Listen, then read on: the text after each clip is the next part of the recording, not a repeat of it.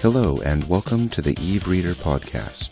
My name is Zendane and this is episode 4, The End of the World, chapter 1, The Spiral.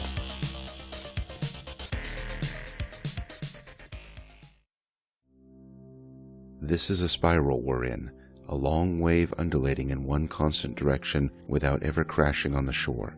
Listen. I sat with them in the mess hall of our new ship. Some of these people I had worked with for years, others were new to me and had joined as parts of a process that now felt like a procession. Everything leads you to where you are. I was a member of the Sanctuary, a corporation that belonged to the benevolent Sisters of Eve. While the sisters as a whole concerned themselves with the betterment of mankind, their sub-factions went about achieving that goal in entirely different ways. The Sisters of Eve Corporation, which was the largest part of the Sisters of Eve faction, consisted of rescue workers and aid specialists, and all in all were the exact kind of people you wanted to see in the aftermath of a cataclysm. The Food Relief Corporation, meanwhile, concerned itself with the bureaucracy of aid and had a tendency to extend its reach into diplomatic matters. The last of the sister faction corporations, my own home and the domain of my calling, was the Sanctuary. They were a scientifically focused organization working within a faith-based dominion, and the combined focus of secular inquiry and religious discipline led a particular fervor to their work. Their focus was the Eve Gate, a wormhole that had collapsed onto itself thousands of years ago and left humanity stranded in New Eden. In recent times, a massive interstellar war that cost innumerable lives had also seen an increase in activity at the Eve Gate. A team, led by me, had been investigating this new anomaly and had eventually uncovered a strange signature, as if the gate were responding to something elsewhere in the cosmos. The signature was unrelated to any previous data and was thus discounted by most serious researchers. But I felt this was worth looking into. I believed that everything happened for a reason, and that the Great Gate would not grant me this single key unless it had something to unlock. It took a lot of patience, which sometimes ran dry, and energy, which was often used up, but eventually I made the connection. Many things had been happening when the gate started to pulsate, but one of the more notable events was the Minmatar invasion of Amarr space and the re-emergence of Heir Jamail Sarum, who repelled the invaders at her doorstep. The conflict, which had seen a massive fleet of warships torn to shreds, was shrouded in mystery and rumor. Some said Jamail had merely willed the Minmatar ships to explode. Others, that the fabled Minmatar elders had seen their invasion brought to a halt and had enacted a suicide pact. There were rumors of an Amarr superweapon couched inside an Abaddon battleship, but nothing had been proven and no public data was available. Whatever it was, the invasion event coincided with a spike in Eve Gate activity. Moreover, once I had carefully picked apart the scant data on record from that monumentous day in the skies above Mekaios, I discovered traces of that very same signature found in the Eve Gate. The two were connected, I reasoned. The two must be connected. I knew I was onto something. Acquiring a small vessel and a few stores of investigative equipment, I started a research experiment to determine whether the anomalous signature could be found anywhere else in New Eden. Despite the scant evidence I had to work with, I had to fight the constant urge to bring the entirety of my corporation on board. The further I traveled along this dark new road, the more certain I was that I had been set on it for some reason that would eventually involve the fate of all my brothers.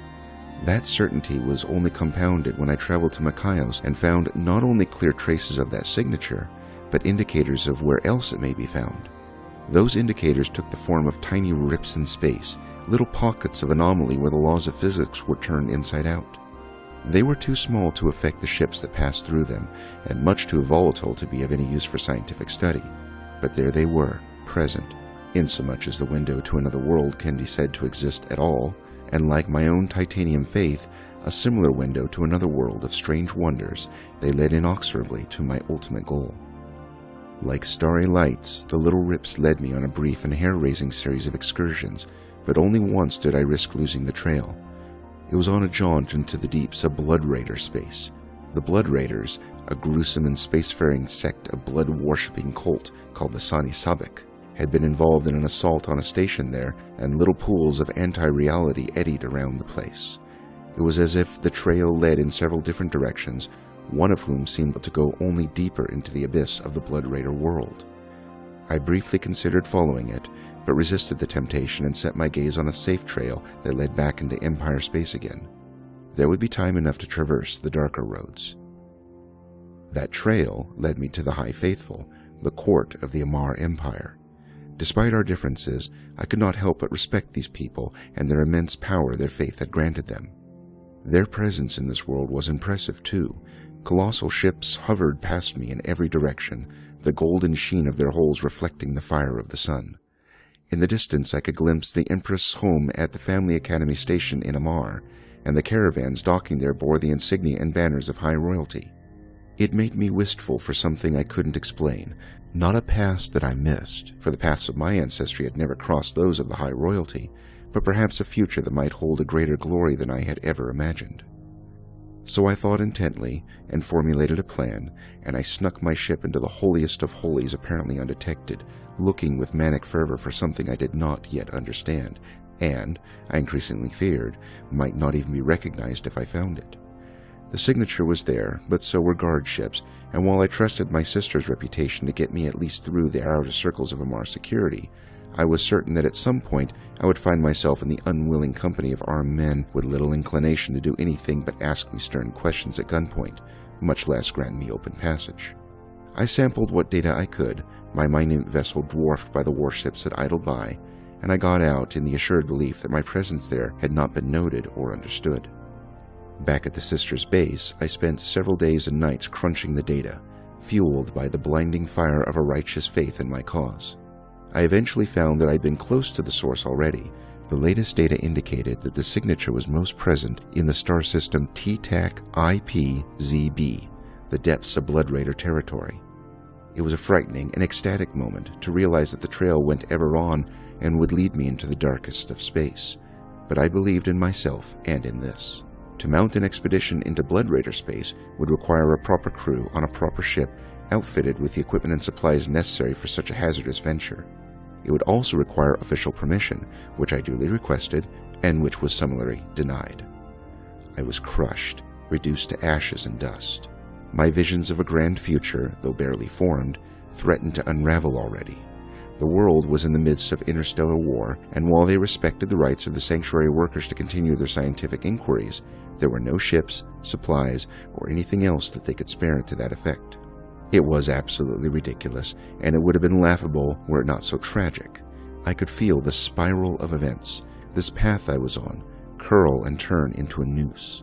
I knew exactly where I needed to go, and I even had some inkling of the why, a tenuous why, certainly, but I had faith and I knew it was a necessary thing.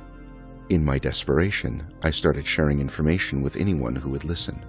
I kept the destination to myself, but let enough slip that people knew I had an extremely important mission to undertake, one that involved the Eve Gate, the Blood Raiders, and very possibly the truth of what happened on that fateful day of the Minmatar invasion. And just like that, the noose relaxed. It had been like this, always and always, when we wanted to help the people who needed our aid. The world found a way for us, and whatever needed to happen, it made happen for us. I felt blessed and exonerated. I was given a ship, and given the supplies, and granted the crew. I looked over my people. We would go somewhere no one had ever gone, and play our part in the grand scheme. Everything leads you to where you are, I said to them. I gave them my name, and we moved on in faith. This concludes today's reading of The End of the World, Chapter 1, The Spiral. Thank you for listening. If you are interested in learning more about the rich history of the EVE universe, please visit the EVE Chronicles site at community.eveonline.com/background/POTW.